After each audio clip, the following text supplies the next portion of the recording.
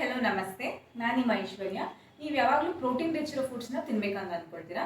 Regular ಆಗಿ ತಿನ್ನೋ ಫುಡ್ಸ್ನ ಯಾಕೆ ತಿಂತೀರಾ? ಬನ್ನಿ ಇವತ್ತು ಹೊಸ ರೆಸಿಪಿ ಟ್ರೈ ಮಾಡೋಣ. ಆ ರೆಸಿಪಿಯಲ್ಲಿ ನಾನು ಯೂಸ್ ಮಾಡ್ತಿರೋದು 100 ಗ್ರಾಮ್ಸ್. ಈಗ ಈ ಹೆಸರುಗಳನ್ನ ಮಿಕ್ಸಿಗೆ ಹಾಕೊಳ್ಳೋಣ. ಇದ್ರ ಜೊತೆ ನಾನು ನೆನೆಸಿಟ್ಟಿರೋ 50 ಗ್ರಾಮ್ಸ್ ಆಫ್ ಕಡಲೆಕಾಳು, 50 ಗ್ರಾಮ್ಸ್ ಆಫ್ ಕಡಲೆ ಬೀಜ, ಮತ್ತು 25 ಗ್ರಾಮ್ಸ್ ಆಫ್ ಅಕ್ಕಿ, 25 ಗ್ರಾಮ್ಸ್ ಆಫ್ ಉದ್ದಿನಬೇಳೆ, ಹಾಗೆ 10 ಗ್ರಾಮ್ಸ್ ಮೆಂತೆ ಕಾಳನ್ನು ಕೂಡ ನೆನೆಸಿದ್ದೆ. ಇದ್ರ ಜೊತೆ ಮಿಕ್ಸಿ ಮಾಡ್ಕೊಳ್ಳೋಣ ನಾವು.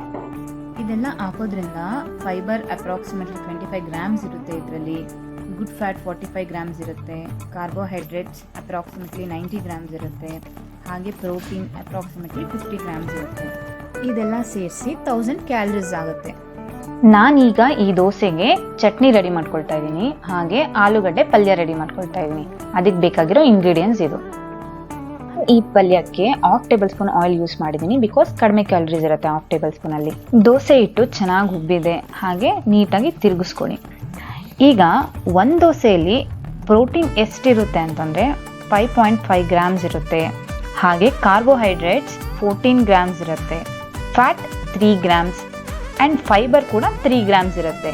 ಈಗ ಒಂದು ದೋಸೆಗೆ 100 ಕ್ಯಾಲರೀಸ್ ಇರುತ್ತೆ.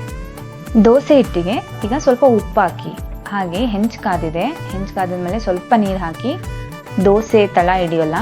ಹಾಗೆ ಈಗ ಚೆನ್ನಾಗಿ ದೋಸೆ ಹಾಕ್ಕೊಂಡು ತಿಂದರೆ ಮುಗೀತು ಅಲ್ಲಿಗೆ.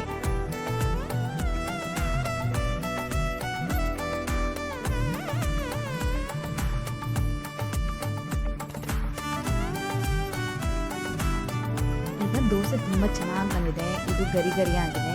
ಇದನ್ನ ನಾವು ಚಟ್ನಿ ಮತ್ತು ಪಲ್ಯ ಜೊತೆ ಸರ್ವ್ ಮಾಡ್ಕೊಂಡು ತಿಂದರೆ ತುಂಬ ಟೇಸ್ಟಿಯಾಗಿರುತ್ತೆ. ಹಾಗೆ ಇದು ಹೆಲ್ತ್ ಕೂಡ ಒಳ್ಳೆಯದು. ಪ್ರೋಟೀನ್ ಫೈಬರ್ಸ್ ಎಲ್ಲ ರಿಚ್ ಆಗಿರುತ್ತೆ ಇದರಲ್ಲಿ.